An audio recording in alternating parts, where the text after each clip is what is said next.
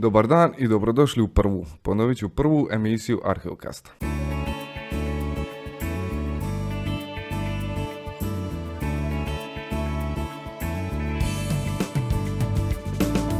Imamo jako zanimljivu temu za vas i mislim da imamo najboljeg mogućeg gosta za vas, a to je doktorica znanosti Maja Petrinec. Pa Maju, dobar dan. Dobar dan.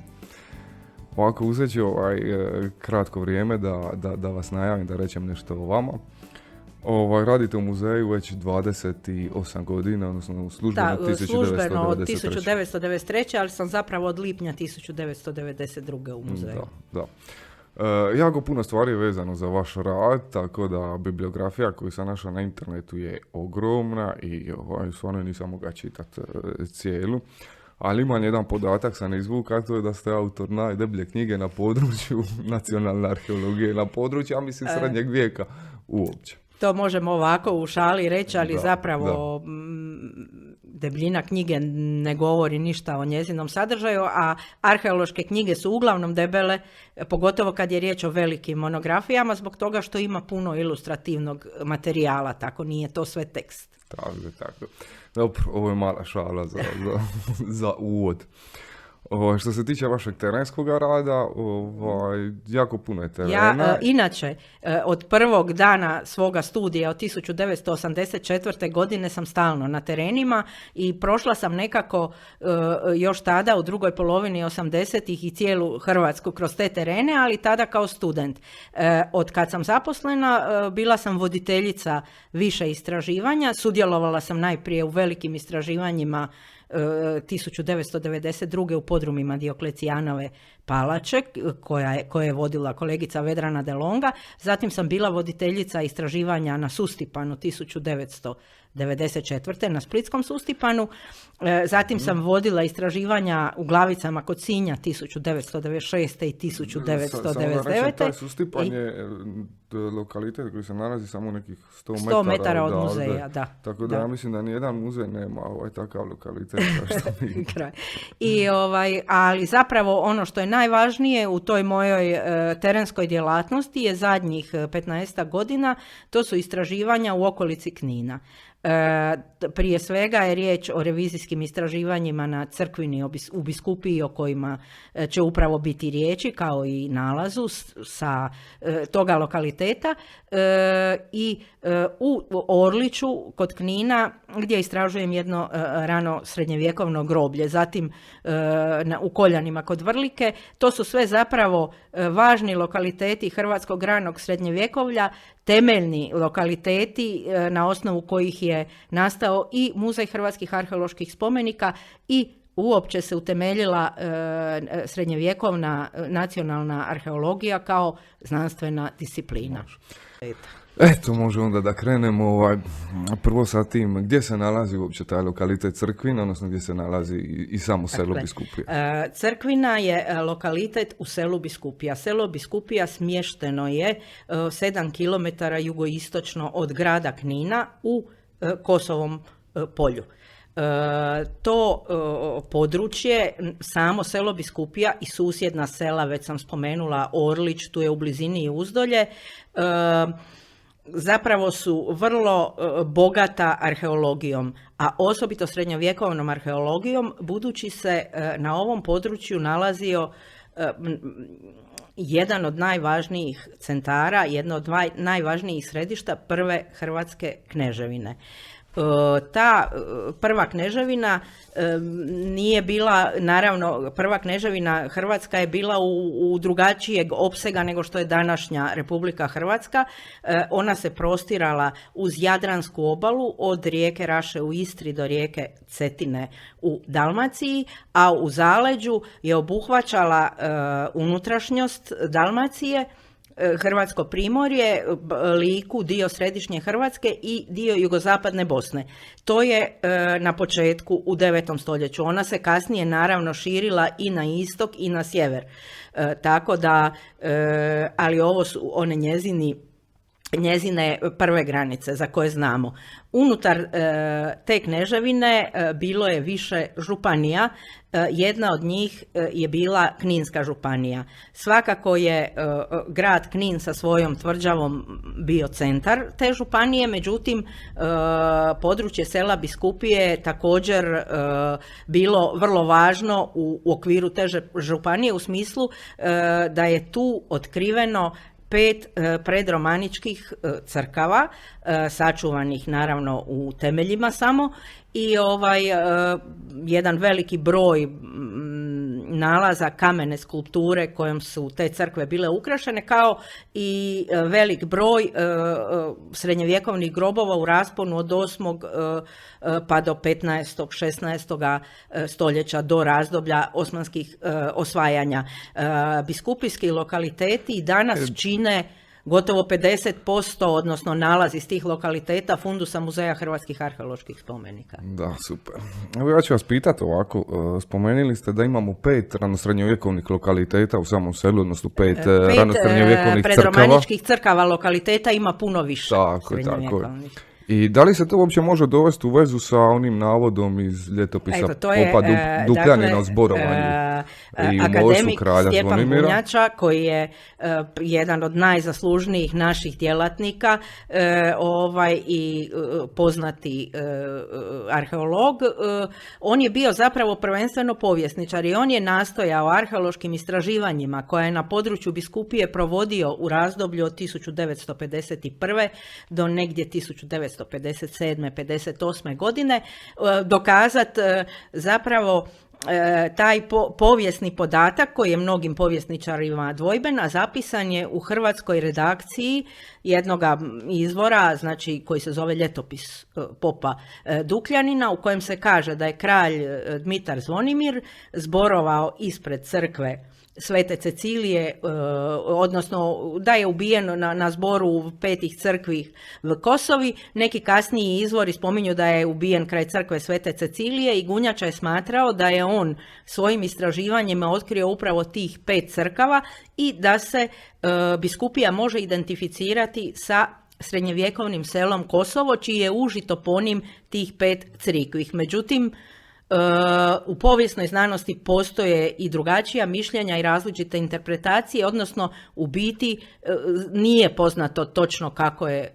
Zvonimir završio. Moguće je da je zaista ubijen, a možda i nije, tako da nemamo sigurne podatke o tome. Teško o tome govoriti, ali svakako stoji da se u selu Biskupija nalazi 5 predromaničkih crkava. 5 predromaničkih crkava, na lokalitetu Lopuška Glavica. Na lokalitetima. Danas su zapravo vidljivi ostaci samo 3 crkava, a to su crkva ova o kojoj će biti sad više riječi na Crkvini, Bazilika Svete Marije, zatim velika trobrodna bazilika na položaju Stupovi, za koju se pretpostavlja da je bila posvećena Svetoj Ceciliji, i mala crkva na Lopuškoj Glavici, dok je crkva na položaju Bukorovića, podvornica u selu Biskupija, nije danas više vidljiva. Zna se gdje je njezin položaj, navodno iskrčena 50. godina kad se radio neki vinograd, a 5. pretpostavljena crkva se nalazi vjerojatno na položaju današnje parohijske pravoslavne crkve sela Biskupija,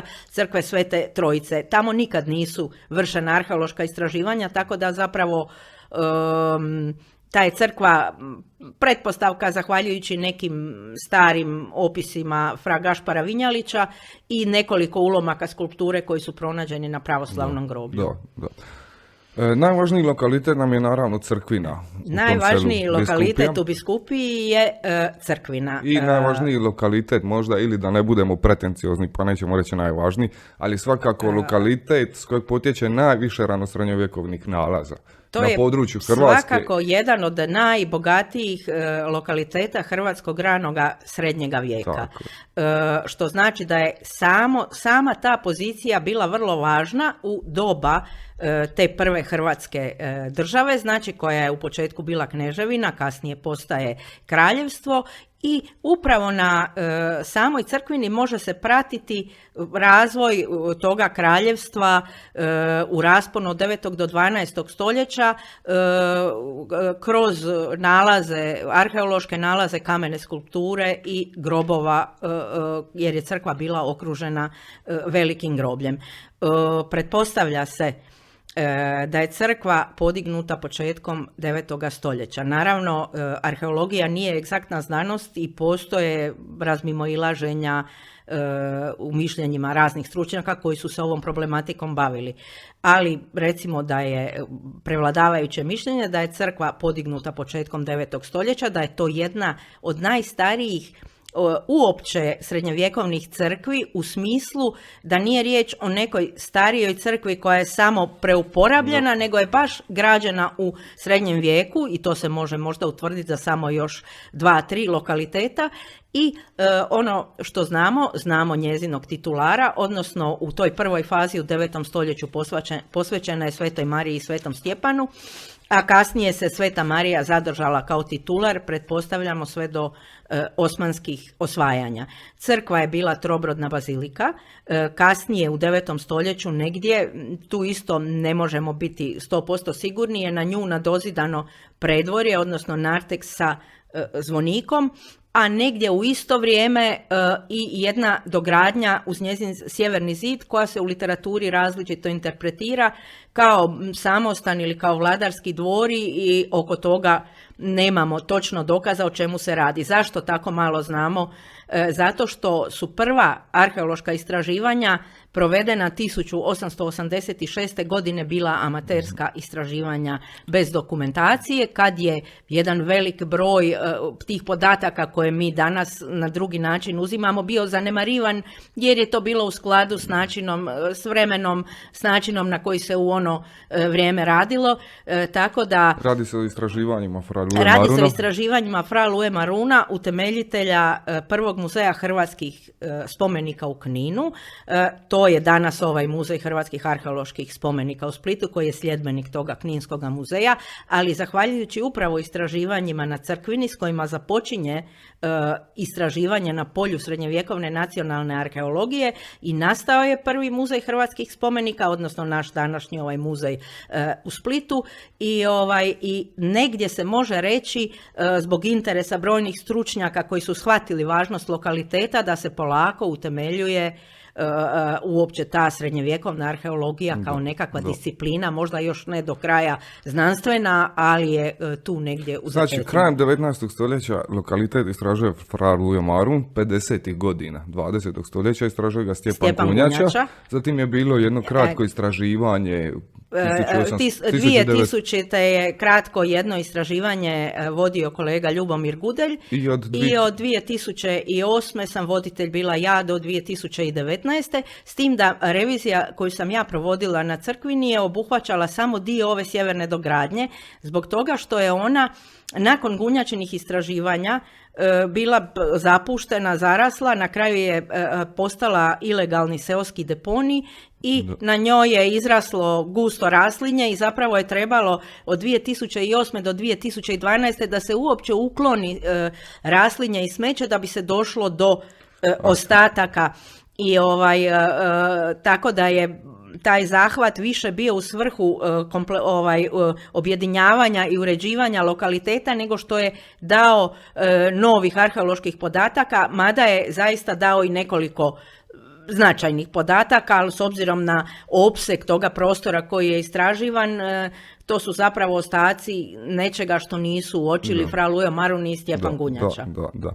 Neke značajne podatke o lokalitetu već smo spomenuli, to je trobrodna crkva, zatim ovaj kompleks arhitektonski koji se nalazi sjeverno od same crkve, za koje još dan danas nismo sigurni čemu je služio, razne su interpretacije. Razne su interpretacije, ali je sasvim sigurno, s obzirom na velike obnove crkve dvije u 11. stoljeću, da je u tom negdje razdoblju taj kompleks služio kao episkopij, odnosno kao rezidencija hrvatskog biskupa. Hrvatski biskup biskup, episkopus croatensis, je jedna funkcija koja se pojavljuje oko 1040. godine i to je biskup koji prati vladarski dvor. Dakle, posve je izvjesno da je biskupija vladarski lokalitet i da samo ime današnjega sela dolazi od toga, dakle ostala je uspomena na to da je tu nekad bio episkopij, odnosno sjedište upravo tog dvorskog biskupa. Dakle, spomenuli smo sada i taj arhitektonski kompleks Sjeverne od crkve, samu crkvu, i spomenuli smo Narteks koji isto ima jednu svoju problematiku, da li je to Westwerk ili isto ima problematika, nije, da li je to mauzolej kada ili je nije. on nadograđen na crkvu, jer definitivno jeste. Da li je riječ o mauzoleju? Dakle, ovako, u literaturi se najprije tumačio, u stvari uvijek se tumačio kao mauzolej hrvatskih vladara, međutim za to zaista nema nikakvih dokaza, što ne znači da je zbog toga manje važan. Da. Ali ima ove dvije revizija koju je proveo kolega Gudelj 2000. i revizija moja su dale neke podatke koji možda mogu ukazivati na jednu situaciju, odnosno mogu ukazivati na činjenicu da su ti grobovi prethodili izgradnji crkve. Dakle, riječ je o sloju grobova kasnog 8. ili ranog 9. stoljeća, od kojih su neki pokopani u drvenim sanducima, neki u zidanim slođenim grobnicama, među njima je i sarkofag koji je glavna tema. Da, ovi grobovi koje spominjete sa kraja posljednje desetljeće negdje 8. stoljeća i sam početak 9. stoljeća se često u literaturi koristi termin za njih horizont biskupija crkvina. Dakle, riječ je o nekih, ne možemo, ima ih nekih kojim nam nalazi više nisu sačuvani, riječ je o 10 do 12 grobova za koje ja smatram, mnogi se možda neće složiti, da svi do jednoga prethode izgradnji bazilike Svete Marije. S tim da je ona vjerojatno podignuta na tom mjestu upravo zbog njih. Oni kad su otkriveni, i svi su otkriveni 1891. i 1892. osim jednoga koji je naknadno otkriven u prošlom stoljeću, odmah su izazvali veliku pozornost kako domaćih znanstvenika, tako i međunarodne javnosti. I već 100 godina se ti grobovi pojavljuju u arheološkoj literaturi, ne samo domaćoj nego i stranoj, i toliko su ti nalazi bitni da je zapravo u europskoj literaturi jedan cijeli horizont arheološki nazvan tim imenom horizont biskupija crkvina. Da, zapravo sam ja više taj termin, više sam nailazio na njega u stranoj literaturi nego što sam nailazio u domaćoj. Termin nije bio prihvaćen u domaćoj literaturi sve do negdje kraja prošloga stoljeća, odnosno početka ovog. Evo sad nekako i mlađi znanstvenici to prihvaćaju. Termin je uvela 1974. Njemačka arheologinja Ulricha Giesler. Njezinu interpretaciju, koja ja smatram da je vrlo dobra, nije prihvatio tada vodeći europski stručnjak Joachim Werner, a vodeći hrvatski stručnjak Zdenko Vinski također je ignorirao taj horizont kao takav i on je drugačije datirao te nalaze, tako da je u domaćoj literaturi do najnovijeg vremena zapravo čak i malo bilo poznato koliko su ti naši nalazi važni i poznati u cijeloj Europi. Da. I negdje na kraju tog horizonta, koliko sam ja razumio, nalazi se naš sarkofag. Ovako, riječ je o vjerojatno ukopu u 2 generacije. U onom razdoblju može se govoriti u rasponu od recimo oko 30 godina, zadnje desetljeće 8. i prva 2 desetljeća 9. stoljeća. Jedan od mlađih ukopa je ukop u sarkofagu s hipokampima. Zašto s hipokampima? Zato što je sarkofag napravljen, u njega su inkorporirani ulomci nekih monumentalnih rimskih spomenika, tako i taj ulomak rimski sa 2 hipokampa. Mada je on nije, ponekad se pogrešno navodi u literaturi da je to preuporabljeni antički sarkofag, to nije antički sarkofag nego srednjevjekovni, u koji su ugrađene neke spolije, odnosno ulomci antički. Dakle, Taj to su sarkofag, ulomci arhitrava. to su ulomci, pretpostavlja se arhitrava, Dakle, svakako sa neke monumentalne rimske zgrade, jer je Tako. naravno na području Biskupije i Orlića bilo veliko rimsko naselje koje je prethodilo naravno prije dolaska Slavena, Hrvata, prije osnivanja Hrvatske kneževine i ti nalazi su bili u blizini i upotrebljeni su u srednjem vijeku.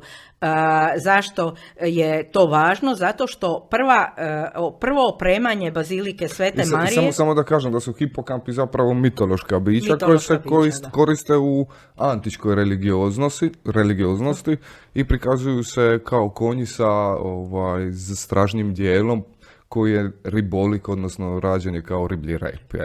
Tako da se zna da se radi o sarkofagu koji na sebi... Koji je radio, imao svijest o značenju hipokampa u antičko doba, to mi ne možemo znati, ali ono što je zanimljivo, dakle, da prvo opremanje crkve i čak dakle i njezina arhitektonska dekoracija, znači dekoracija njezinih otvora, vrata i prozora, kao i namještaj, jer te crkve su imale kameni namještaj, također pokazuje da je riječ o preklesanim rimskim preklesanoj rimskoj skulpturi. Paralelu pronalazimo na jednom drugom lokalitetu koji sam ja isto revizijski istraživala u Gornjim Koljanima kraj Vrlike i zahvaljujući tome je davno arheolog Nikola Jakšić pretpostavio da je i sarkofag s hipokampima djelo te prve klesarske radionice koja je opremala prvi puta, znači, tu novo izgrađenu baziliku Svete Marije. Pa se onda može pretpostaviti da je ukop u sarkofagu iz vremena opremanja crkve, ali još ta crkva nema narteks niti zvonik i da je negdje taj čovjek koji je ukopan negdje oko 820. godine, recimo. Da. Ne možemo egzaktno ništa tvrditi, arheologija definitivno nije egzaktna znanost. Da, ali u početku kad je Luja Marun 1891. godine, mislim, otvorio, istražio taj sarkofag. 6. ožujka 1891. godine Luja Marun se spustio u najdublji sloj, on govori u atriju, u predvorju crkve i uočio je taj sarkofag koji je na poklopcu imao urezan kršćanski križ. Što znači da je riječ o jednom pokojniku koji je vjerojatno, barem formalno, već bio pokršten. Luja Marun se spustio sa još jednim svećenikom, sa Fra Andrijom Vukičevićem i otvorili su taj sarkofag.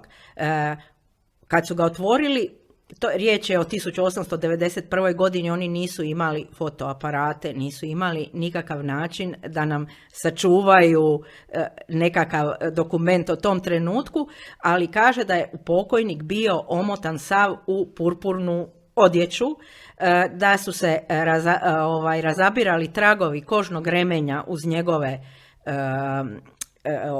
noge, znači da ima neku kožnu obuću i uz te noge su se nalazile velike pozlačene konjaničke ostruge. Ostruge su, ostrugama se podbadaju konji, jel? Dakle, ono što se danas nazivaju mamuze. Mamuze, turcizam, ali to je ono, ne znam, možda je najbolje usporediti s onim starim kaubojskim filmovima, kad oni ubadaju konje i imaju na čizmama one ostruge ili mamuze. Tako, onu zvijezdicu, ali u 9. stoljeću nema zvijezdice, već se radi o trnu. Radi se o trnu, da. A osim toga, uz pokojnika je bio otkriven jedan pougljenjeni štapić koji je kasnije izgubljen unutar sarkofaga, a kraj ramena se nalazilo jedno puce za koje istraživači prvi oni koji su publicirali grob govore da je bilo od ahata, znači od poludragog kamena, optočeno zlatnim pojasnicama i pronađena su 3 novca, od kojih jedan zlatnik i 2 srebrna novca koji su jedni i drugi unijeli velike zabune i doveli do raznih interpretacija i vremenskog opredjeljivanja spomenutog sarkofaga, neovisno o ovim drugim arheološkim dokazima koji ga svakako datiraju u početak 9. stoljeća, o čemu će još biti riječ. Dakle, taj zlatnik je prvo interpretiran kao zlatnik bizanskog cara Bazilija, a ne Konstantina V. Kopronima i njegovog sina i suvladara Dakle, Lava IV. svi grobovi, većina grobova ovoga horizonta biskupija crkvina, odnosno tih grobova o kojima je prethodno bilo riječi, su sadržavali zlatnike Konstantina V. Kopronima i njegova sina Lava IV. Koji je kovan negdje u drugoj polovini 8. stoljeća, s tim da se smatra da je riječ o novcu kovanom u jednoj sirakuškoj nepoznatoj kovnici, koji je negdje iza 780. dospio na područje Dalmacije. Osim ovih biskupijskih grobova, još nekoliko značajnih grobova u Hrvatskoj kneževini je sadržavalo taj potpuno isti identični novac. Međutim, šta se dogodilo s novcem iz sarkofaga? Novac iz sarkofaga je zajedno sa svim ostalim nalazima odmah poslan u Zagreb, u arheološki muzej, kojem je tad ravnatelj bio don Šime Ljubić, koji je bio poznati numizmatičar. On je novac opredijelio kao novac Bazilija I, kovan između 880. i 886. godine. Zašto? Zato što je raspolagao sa starom literaturom, sa Sabatijeom. Danas je razjašnjeno zašto je on mislio da je novac Konstantina V. To je naš kolega Tomislav Šeparović dobro objasnio u jednom svom tekstu. Zato što novac Bazilija I, jedan od kovova koji se pripisuju tom vladaru, veoma naliči na novac Konstantina V. koji tad još i nije bio poznat u toj literaturi kojom je don Šime Ljubić raspolagao. Međutim, njegovo se mišljenje nije dovodilo u pitanje upravo zato što je on bio poznati numizmatičar. Međutim, fotografija novca, novac je sačuvan, on postoji u muzeju, već se na njoj vidi da je riječ o istom novcu kao i u svim drugim biskupijskim grobovima, a s tim da je kasnije ipak za svaki slučaj novac poslan poznatom numizmatičaru Overbecku, da on potvrdi da je to doista novac Konstantina V. E sad, jer da je riječ o novcu Bazilija, ukop ne bi mogao biti stariji od kraja 9. stoljeća, što bi značilo da je taj ukop skoro 100 godina mlađi od ostalih ukopa, a što je zapravo nemoguće. Da. Evo, sam se sjetio jedno pitanje, vezano je za te zlatnike. Oni su na lokalitetu biskupija, odnosno u grobovima, najčešće nalaženi u ustima pokojnika. Da.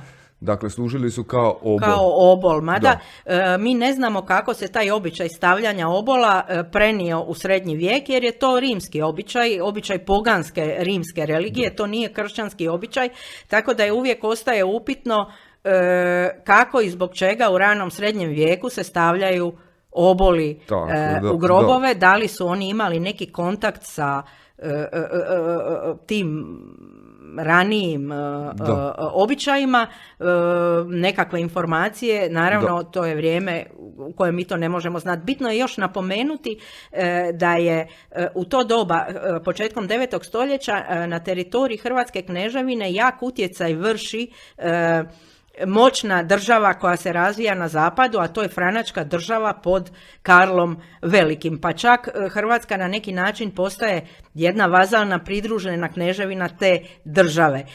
Ovaj novac o kojem govorimo u grobovima je bizanski. Ali je ono što je zanimljivo, dakle obalni gradovi pojedini obalni gradovi ostaju pod bizanskom vlašću, ali nije samo to, nego baš početkom 9. stoljeća dolazi do razgraničenja između Karla Velikog i bizanskog cara i ta granica između dviju tih velikih carstava postavlja se na rijeku Cetinu. I ono što je zanimljivo, Hrvatska se uvijek nalazila na nekoj toj zapadnoj periferiji, evo ga i dan danas u Europskoj uniji je posve jednako i kroz sva razdoblja toga i ranog srednjeg vijeka i kasnijega srednjeg vijeka nalazila se na tim nekim velikim razmeđama i granicama, pa tako i u tom periodu. Da. Ja sam ti pitao isto tako vezano za taj obol, odnosno, dakle, rekli smo da se radi o nečemu što preko grčke mitologije znamo da je služilo kao plaćanje Lađaru Haronu, da preveze preko rijeke u svijet mrtvih. Tako je, Styx ili Acherontu svijet mrtvih. Pa sad mene zanima, s obzirom da su svi ti zlatnici koje imamo tamo u grobovima nalaženi ili za koje se zna položaj nalaženi su u ustima pokojnika, pa čak ja mislim u jednome grobu naušnica nađena u ustima pokojnika. U jednome od biskupijskih grobova je Maru. umjesto zlatnika nađena grozdolika naušnica Zlatna. koja je pozlačena srebrna i dan danas se još Da. čuva. Bila je zametnuta, zagubljena, ja sam je uspjela identificirati prema jednoj staroj objavi u jednom starom članku Ljube Karamana. I zanima me sad, da li postoji informacija o položaju toga zlatnika koji je, vidimo, služio na biskupiji kao obol, unutar sarkofaga, odnosno da li postoji informacija o položaju? Postoji, on se nalazio, kažu, kraj ljevog ramena, što je moguće da Da je je opet bio obol. stavljen u usta i da je ispao, naravno kako čovjek strune, kako popuštaju ligamenti, tako se on našao s lijeve strane pokojnika. Ali evo, osobno sam prisustvovala jednom u životu nalazu Kopronimovog novca u jednom drugom grobu, na jednom drugom lokalitetu u Dubravicama kod Skradina, i tamo je isto zlatnik bio s desne strane, znači negdje uz Vratne Kralješke, što znači da je također bio korišten kao obol i da je ispao iz usta. Tako je vjerojatno bilo. Zanimljivo da imamo zapravo taj poganski običaj u sarkofagu koji na sebi ima uklesan kršćanski motiv, a čak i ostruge unutar sarkofaga isto da imaju isti motiv, odnosno križeve. Nekad se, dakle, dolazimo sada zapravo na glavnu temu. Nekada se smatralo, zahvaljujući toj krivom očitanju novca, da je u sarkofagu ukopan knez Branimir. I on je svakako već bio... Dakle, na temelju očitavanju novca kao Bazilijevog. Kao Bazilijevog novca. Bazilije vlada, Bazilijevog novca kovanog između 880. i 886. Mi znamo da Branimir umire 888. Dakle, to se idealno zapravo preklapalo sa mogućnošću da se u sarkofagu nalazio knez Branimir. Nekada, krajem 19. stoljeća, to je izgledalo vjerojatno, jer mnogo tada je arheologija bila u biti u cijeloj Europi u začecima i nije se puno znalo i zaista je izgledalo vrlo vjerojatno da se tu nalazi Branimir, da je na sarkofagu uklesan križ, da je riječ o ukopu u crkvu, jer mi nismo znali kontekst nalaza koji je razjašnjen revizijskim istraživanjima 2000, a donekle i 2015. godine. O čemu sad ne bi išla u detalje jer ćemo izgubiti puno vremena, ali u svakom slučaju sarkofag je ubačen između dvije pukotine u stijenu, on nije bio dio narteksa, ali da je bilo bi vrlo logično da je Branimir kao jedan od najjačih kršćanskih vladara koji obnavlja najviše crkava na teritoriju kneževine ukopan upravo na jednom ovako značajnom mjestu. Međutim, ovaj novac Konstantina Kopronima u sarkofagu tu priču čini poprilično nevjerojatnom, i ne samo on, nego i činjenica da ne može biti, da su vrlo slične i ostruge i druga oprema zapadnog tipa pronađena u tim svim grobovima i da ona vremenski ne može biti u rasponu od 100 godina nikako, čak i da zanemarimo nalaze novca i sve ostalo. Meni je super stvar što ovi prvi istraživači koji su pokojnika u sarkofagu interpretirali kao Branimir, oni su i sarkofag koji se nalazio, dakle, govorimo o sarkofagu s hipokampima koji se nalazio u sjevernom dijelu Narteksa. U južnom se nalazio sarkofag sa ženskom pokojnicom. A to je vrlo upitno zato što taj sarkofag sa ženskom pokojnicom nije pronađen nedirnut. On je pronađen, u njemu je bio ukopan jedan recentni pokojnik, naravno jer se na biskupiji crkvini ukapalo do osmanskih osvajanja.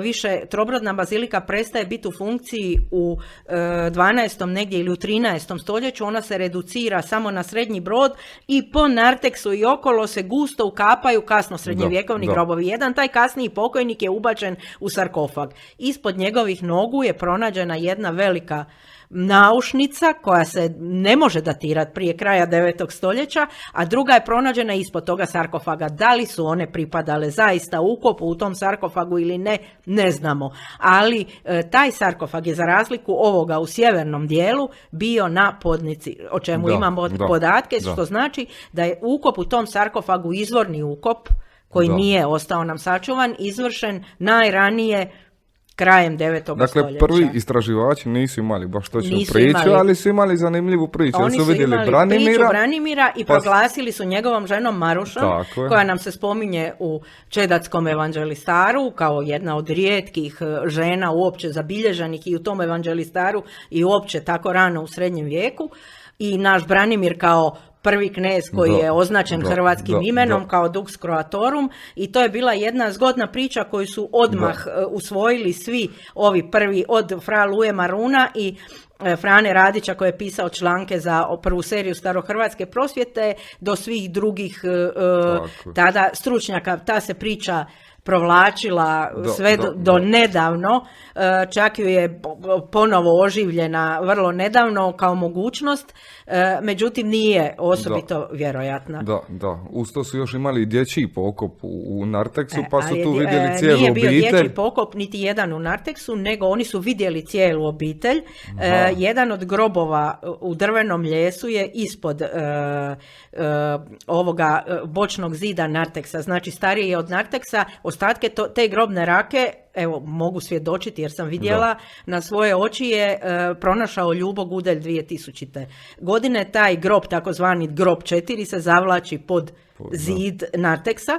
Drugi dječji grob je bio u zidanoj svođenoj grobnici ispod jednog od pregradnih zidova Narteksa. Dakle, ispod zvonika, stariji je od Narteksa. Taj grob nađen naknadno 1983. Slučajno, a treći dječji grob se nalazio ispod Južnoga Broda. Svi ti grobovi su, kako i sam kaže Marun, kad se spustio s Andrijom Vukičevićem, kao i sarkofag, zavinuti malo prema sredini. Znači, oni da su bili ukopani u postojeću arhitekturu, oni bi bili u ravnini sa zidovima, bili bi pravilni. Oni su zapravo orijentirani zapad, istok, kao i svi drugi rano srednjovjekovni grobovi. Da, ipak ta teorija o Branimiru u sarkofagu je revitalizirana, to ste i sami spomenuli u zadnje vrijeme. Revitalizirana je, da, u zadnje vrijeme. Od strane Ante Miloševića. Da. Tako, i njegov argument je najjači argument koji posjeduje u toj svojoj teoriji, taj račvasti križ koji se nalazi na samom poklopcu sarkofaga.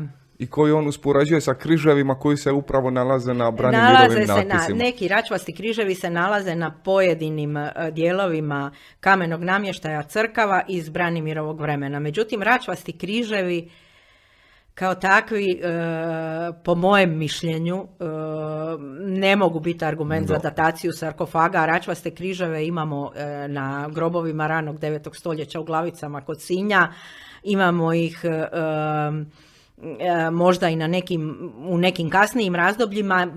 Po meni, to je moje mišljenje, ali moji argumenti za raniju dataciju toga cijeloga ukopa nisu vezani uz interpretaciju samog križa. Na kraju križ je zaista mogao biti urezani u nekom kasnijem razdoblju, s obzirom da postoje dokazi da su obje klesarske radionice koje su djelovale u doba kneza Branimira radile neke intervencije. Vjerojatno jedna od njih podigla i dozidala Narteks i zvonik na crkvi.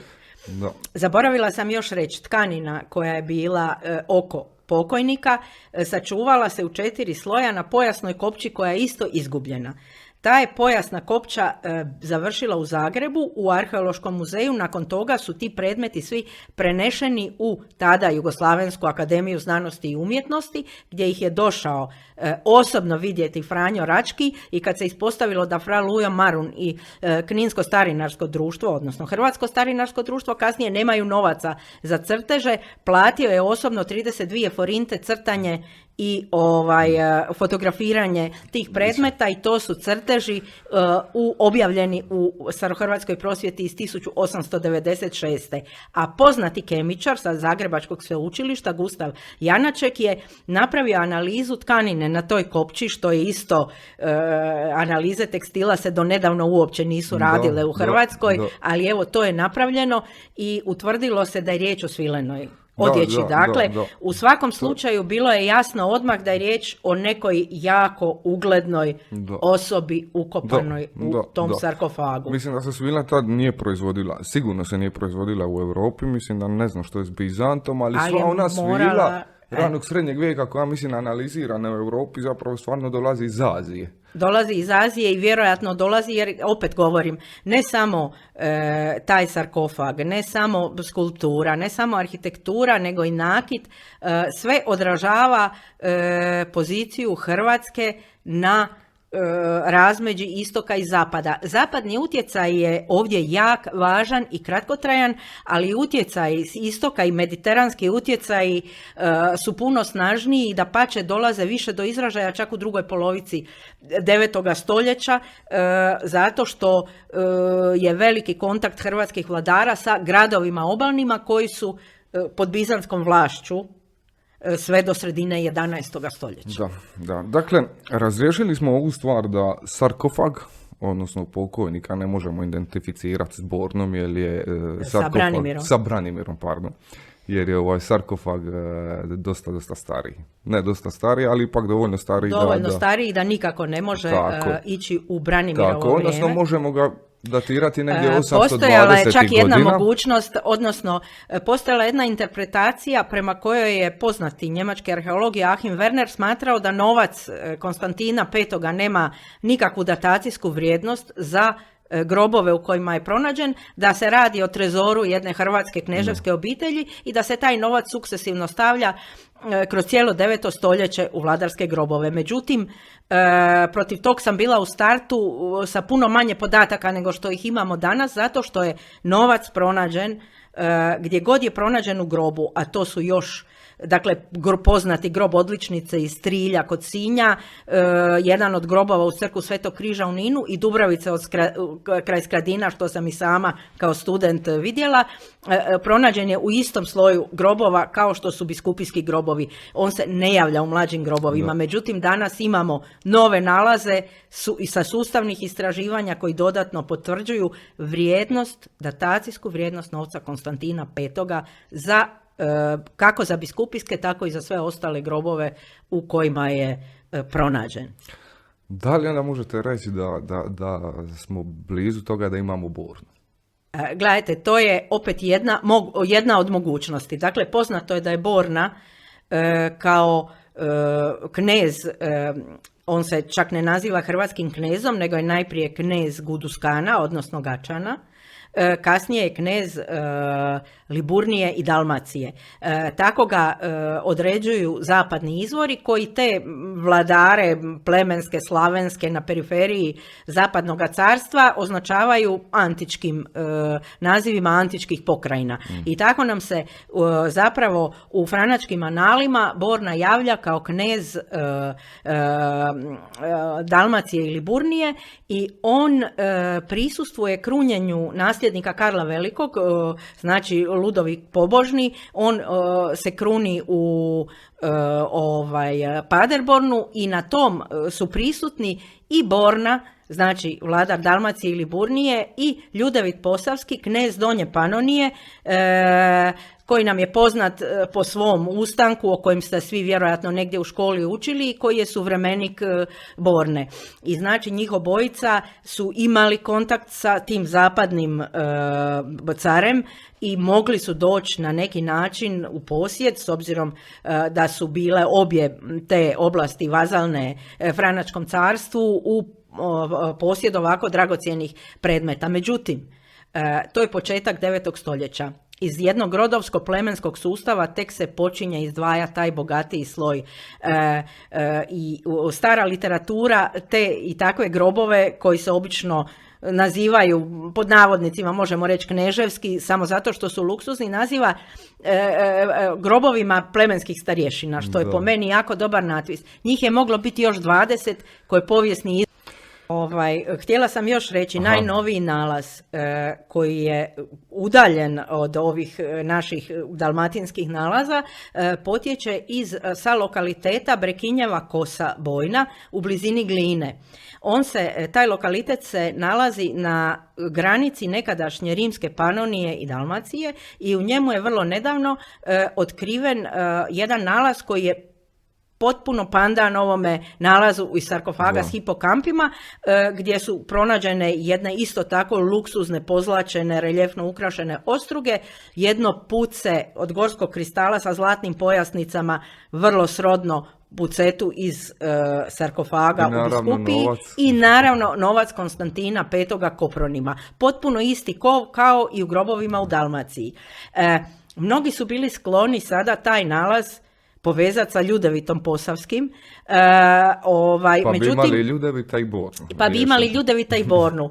Što je teoretski moguće, ali nećemo ići tako daleko jer ne možemo tvrditi. Dakle, ali ono što je zanimljivo kod tog nalaza da je on zapravo vezan uz Hrvatsku kneževinu jer taj novac dolazi iz preko obalnih gradova u zaleđe i on dolazi i do gore iz Dalmacije, a ne kako je u novijoj literaturi krivo rečeno iz Avarskog ringa, niti uopće na području Avarskog kaganata nema novaca Konstantina V, a i sam taj novac je i ta sirakuška kovnica po sebi problematična jer nikad nije dokazana, a on je opredjeljen prema nekom sličnom konstantinopolskom novcu, tako da sve zajedno govori da su oba ta vladara vezana uz Hrvatsku kneževinu, ali recimo same ostruge koje su pronađene gore imaju velike sličnosti sa sličnim ostrugama na području Panonije, pa je to recimo taj novi nalaz nekako mješavina jednoga i drugog, s tim da je još bitno kod tog novog nalaza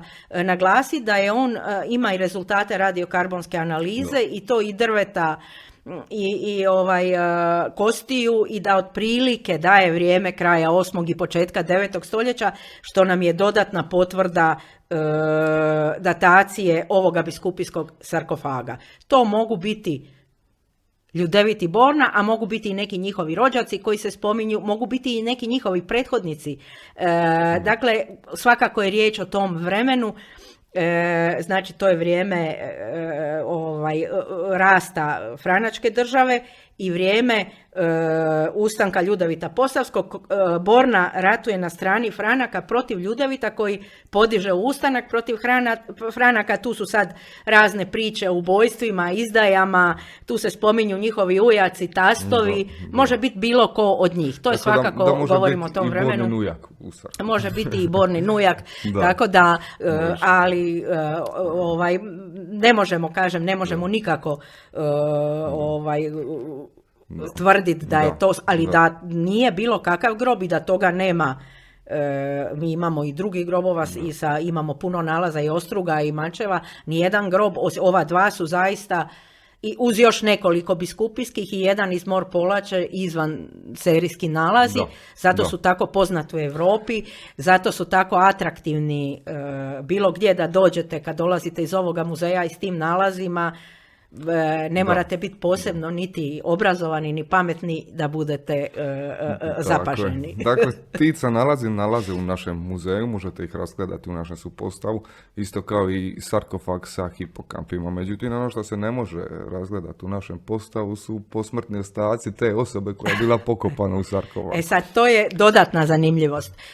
Osoba je, kažu, kosti su bile osobito lubanje, dosta loše sačuvane.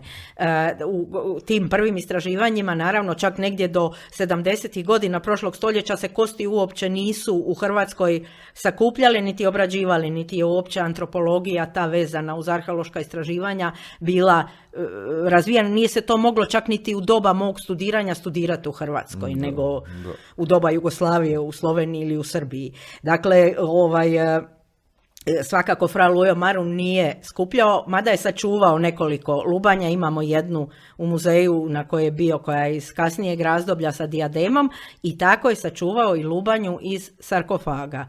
Ona je, prema svjedočenju pokojnog kolege Mate Zekana, koji je imao neki podatak o tome, a ja nažalost, on je naprasno umro i nikad do kraja nismo saznali od kud mu taj podatak, ali je sigurno vjerodostojan jer on se možda najviše od svih nas bavio arhivom Muzeja hrvatskih arheoloških spomenika, koji je vrlo jedan dragocjen arhiv koji nikad nije obrađen i htjevao bi obradu. Da je ta lubanja iz sarkofaga zajedno sa pečatom Kninskog starinarskog društva na kraju završila u komori unutar mogile koja je podignuta u Zagrebačkom parku Maksimir 1925. godine na 1000-godišnjicu Hrvatskog kraljevstva, odnosno legendu o krunjenju kralja Tomislava na Duvanjskom polju, s tim da je mogila, znači u tu komoru su ugrađeni neki predmeti koji su se smatrali jako bitnima za hrvatsku povijest i tradiciju, a sama mogila Maksimirska je bila načinjena od zemlje koja je donesena sa 155 lokaliteta raznih vezanih uz hrvatsku povijest, sad da ne pretjerujem, iz blizine Gupčeve lipe, iz Duvanjskog polja gdje se prema legendi krunio Tomislav i slično, a zanimljivo je da je zadnju grudu zemlje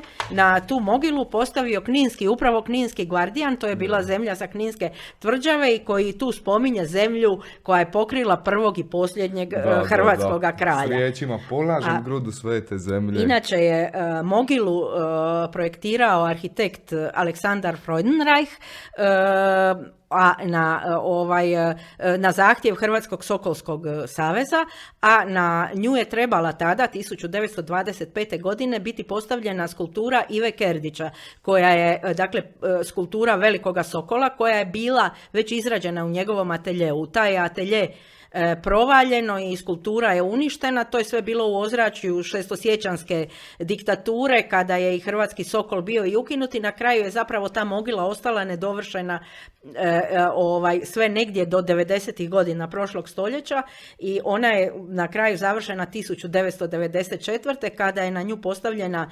skulptura sokola Mladena Mikulina. S tim da je još dodan zemlja koju je Papa Ivan Pavao II prilikom svog prvog posjeta Hrvatskoj 1994. Kada je bio u Zagrebu, koju je poljubio, koju su mu dali u košarici kada je izašao iz aviona na zagrebačkom aerodromu, tako da je s time nekako zaokružena ta mogila. I sad negdje u toj mogili trebala bi se nalaziti i lubanja ovoga pokojnika iz biskupijskog sarkofaga, možda kneza Borne, a još je zanimljivo da ta komora u kojoj su te važne, da će se ona otvarati kao neka vremenska kapsula 2025. godine. Dakle, za 5 godina ćemo vidjeti, ako uopće budemo mogli prepoznati tu... Ako je to uopće, jer po njihovom opisu je lubanja bila uništena, bila je u lošem stanju, da li je, kažem, kako se od početka, od otkrića, od tih prvih se, zato i jest tajna sarkofaga s hipokampima, jer oko njega postoji mnogo nedoumica i mnogo dilema, sad više jedino nije problem njegovo vremensko opredjeljivanje u rano 9. stoljeće. Evo, možda bi bilo dobro kad bi uspjeli raspoznat tu lubanju iz mogile za 5 godina, pa kad bi možda i donijeli u muzej, pa bi se imali možda dadu napraviti neke analize. Pa na kraju možda zaokružimo tu priču, neku malu izložbicu o sarkofagu, s obzirom koliko je tema intrigantna. Da, i još bi zapravo, još ima nekih detalja koje nemamo vremena ovdje sada iznositi vezano uz taj sarkofag, ali mislim da su ovo bile najvažnije stvari. Da. Dobro, mislim, bližimo se kraju, odnosno na samom smo kraju i prije podcasta održavali smo predavanja i nakon predavanja uvijek bi bilo nešto vremena da publika postavi pitanje. Tako ovdje nemamo publike, a ja sam svoja pitanja ispuca, tako da završit ćemo s ovim. Ja vam, dragi gledatelji, zahvaljujem što ste nam poklonili povjerenje, izdvojivši 20, 30, 40, kako ko minuta za ovu temu i nadam se da ste nešto naučili, nadam se da vam je bilo zanimljivo i nadam se da ćemo se vidjeti opet za mjesec dana u novoj emisiji. Hvala lijepo.